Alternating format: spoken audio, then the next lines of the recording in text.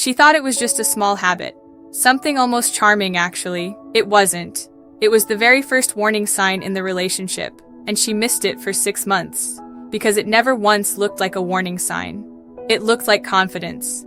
Maya had been dating Daniel for 8 months when she finally admitted to herself that something felt wrong, even though she couldn't quite explain what.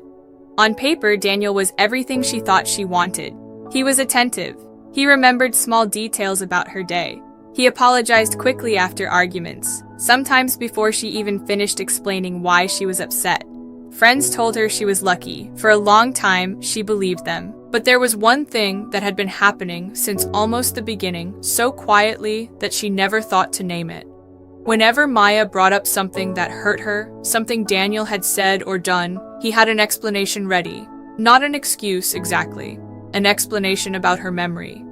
He would calmly tell her that wasn't really how it happened, that she was remembering it wrong, that she tended to make things sound worse in her head than they actually were. At first, it felt almost reasonable. Maybe she did exaggerate sometimes. Maybe her memory really wasn't that reliable. He said it so calmly, so consistently, that doubting him felt unfair. 3 months in, Maya started noticing something stranger than the disagreements themselves. She started rehearsing conversations in her head before having them, trying to remember every exact word so she'd have proof if Daniel disagreed with her version later. She started taking mental notes like she was building a case file for her own relationship. She didn't realize yet how exhausting that was, because it had become normal. By month 5, she had mostly stopped bringing things up at all. Not because the things stopped happening, but because every conversation about how she felt turned into a conversation about whether her feelings were accurate. It was easier to just let it go. Her friends noticed she'd gotten quieter.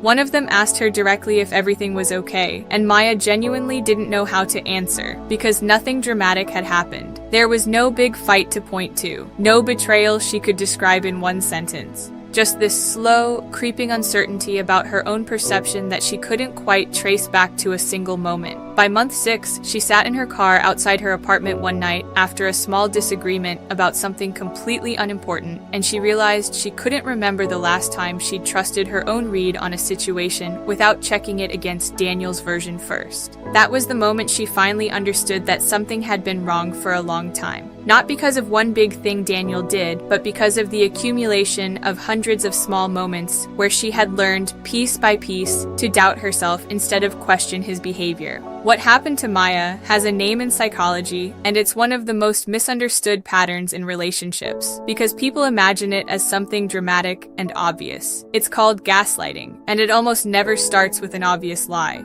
It starts with small, repeated corrections to someone's memory or perception, delivered with enough calm confidence that the other person assumes the confidence itself is proof. Here's what makes this pattern so dangerous, and so easy to miss while you're inside it. It isn't any single conversation that causes the damage. If Daniel had only done this once, Maya would have just disagreed and moved on. The real damage comes from repetition, from the cumulative effect of dozens of tiny moments stacked on top of each other, each one small enough to dismiss on its own.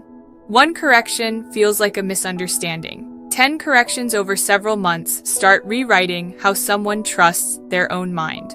Psychologists who study this pattern point to one early signal that's far more reliable than the content of any individual disagreement, and that signal is tone. It's not what gets said, it's how it gets said.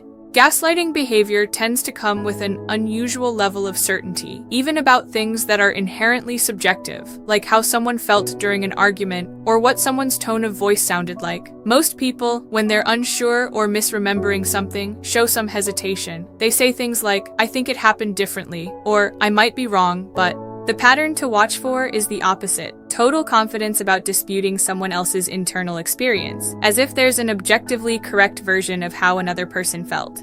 There's a second signal that's even more important than the first, and it's the one Maya eventually noticed in herself. It's not about what your partner is doing, it's about what you're doing in response. If you find yourself rehearsing conversations in advance so you have evidence ready, if you find yourself feeling more confused about your own feelings after a conversation than you did before it, if you've noticed yourself slowly bringing things up less often, not because they stopped bothering you, but because raising them never seems to lead anywhere except more doubt about whether you were right to be bothered in the first place, That shift from expressing a feeling to building a defense for having that feeling is one of the clearest markers that something deeper than a normal disagreement is happening. None of this means every disagreement about memory is a red flag. People genuinely do remember things differently sometimes, and healthy couples disagree about details all the time without it meaning anything sinister. The difference is in the pattern and the outcome. In a healthy disagreement, both people walk away still feeling like their perception matters, even if they don't fully agree on the details. In the pattern Maya experienced, only one person's version of reality consistently wins every single time, and the other person is the one who ends up doubting themselves afterward again and again until it becomes the default. If any part of this sounds familiar to you, the first step isn't confrontation. It's just naming it to yourself clearly, the way Maya eventually did sitting in her car. You're not overreacting by noticing a pattern. Noticing a pattern is exactly what your instincts are supposed to do. Trust that instinct enough to at least write down what actually happened in your own words before anyone else gets to redefine it for you. If this story sounded familiar, comment the word noticed below and subscribe, because tomorrow we're breaking down a different pattern entirely, one that hides inside a text message that seems completely harmless on the surface.